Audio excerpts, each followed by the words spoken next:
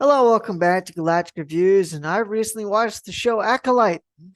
It's a Star Wars show in name only. Actually, no, that's not true. It feels a lot like the new Disney Star Wars, so I will give it that. So, this show tries to essentially flip the morality of good and evil on its head, kind of in a similar way that Last Jedi had done. This show kind of tries to flip the Star Wars morality away. The Jedi,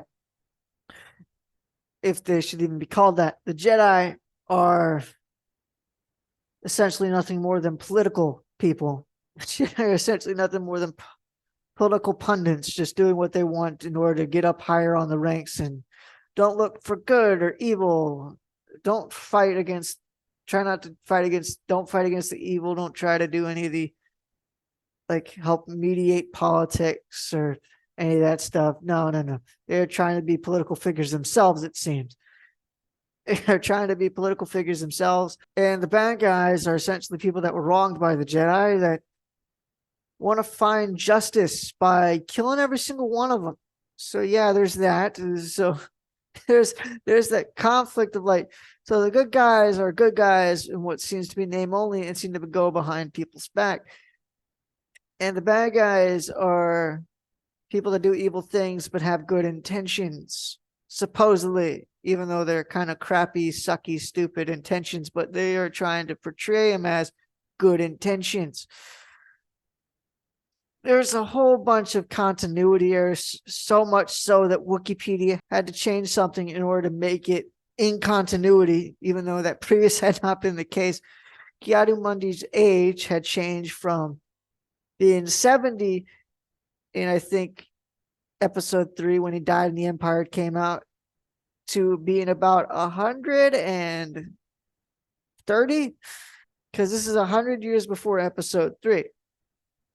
So he's probably about 130 because he's definitely not 10. He's definitely not 10 years old. It's probably about 130 now, which might seem minor, which is a minor continuity here. And granted, it's only minor, but the more major continuity here is the fact that in Phantom Menace, the Jedi Council says that there has been no sighting of any Sith for the last 1,000 years, I believe. It's a long time, past 100 years. And not only is this said in the Jedi Council, Mundi is on the Jedi Council. And not only that, I think Mundi is the guy that says it, if I'm not mistaken. If I'm not mistaken, Mundi is the one that says it, which makes it that much more reprehensible. So Leslie Headland has the show director, producer, whatever you want to call it, that person that's ahead of the show. This is her show. This, you could say this is her child, and this child is essentially bastardizing Star Wars. This show has been nothing but a horrible thing to watch from day one, from episode 1. And I'm sorry, when episode 5 is the best episode, and the only reason why episode 5 is the best episode is because there's no people talking and it's more so just fighting. And the choreography isn't that great. It's not horrible. It's not horrible by it, like horribly bad, but it's not good choreography. And that also then raises the question of, if the Sith guy is able to just turn off lightsabers with some weird powder thing that he's able to just throw on the lightsaber and like it starts to spark, and the Jedi can't, and the lightsaber will not be able to function as a lightsaber for a set amount of time. Why is that never brought up again in the rest of the continuity? If that was something that, I don't know, the Sith knew, the Sith apparently did not utilize that ever again, even though this guy, which I don't know his name, I don't really care. It's like, I think he's nicknamed Smilo Ren, which is probably what I'm going to call him because I don't remember his name. Yeah, Smilo Ren is, not only was he searching for a Padawan, he then decides one of the two twins, which both twins are insufferable. He also then falls in love with the other twin at the end because they were both holding hands. Smilo Ren is now the master to an apprentice, even though he's technically the apprentice to Darth Plagueis, which I believe was confirmed by Leslie Headland. And then on top of that, they then bring at the end of the I believe it's the 8th episode, they then bring in Yoda, showing that Yoda knew all of this, and Yoda's, I think, the one that asked Ki-Adi-Mundi about all. In the 6th episode, the Jedi are portrayed in a horrible light as like people that, as like a group that decided to abduct 2 kids from a family that had no ill intentions, and they try to portray them in a falsehood as best they could, being in the wrong when in the 6th episode it showed everything but that. It was either the 6th or the 7th. I do not recall which episode that was. It's the 7th episode, it seems.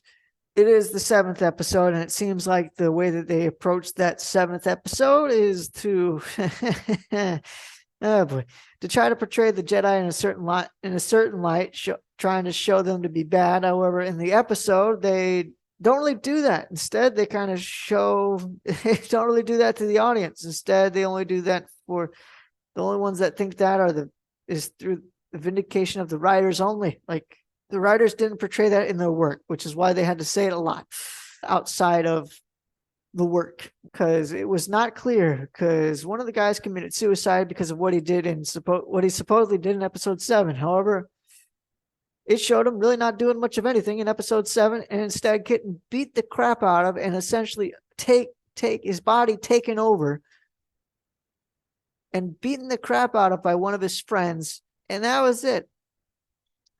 And apparently that was enough for him to commit suicide because he thought he was doing the right thing. When it was the witches that had not only decided to start attacking them by taking over the kid's body, this is a kid, so I think he's a Padawan, so probably in his later teens. It is just a lot of this is just horribly done. And I can't even say it's Star Wars because it doesn't even feel like it anymore. I will be shocked if this gets a season 2, although I kind of won't, because it is Leslie Headland, and she was the assistant to Harvey Weinstein, so she probably has connections. So she must have connections, so she might get a season 2. I'm probably gonna give this show a 2 out of 10. No, screw it, 1 out of 10.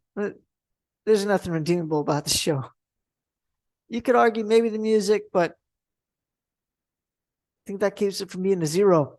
Knowing that they're probably going to include Yoda more in this, if it gets a season 2, they're going to include Yoda more. Producer, I think, has already said she's wanting to include Plagueis and Sidious later on in this, if the series gets a season 2.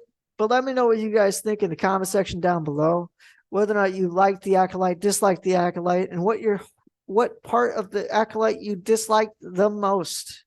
Leave that in the comment section down below. Don't forget to hit that like and subscribe button, and we will see you next time on Galactic Reviews.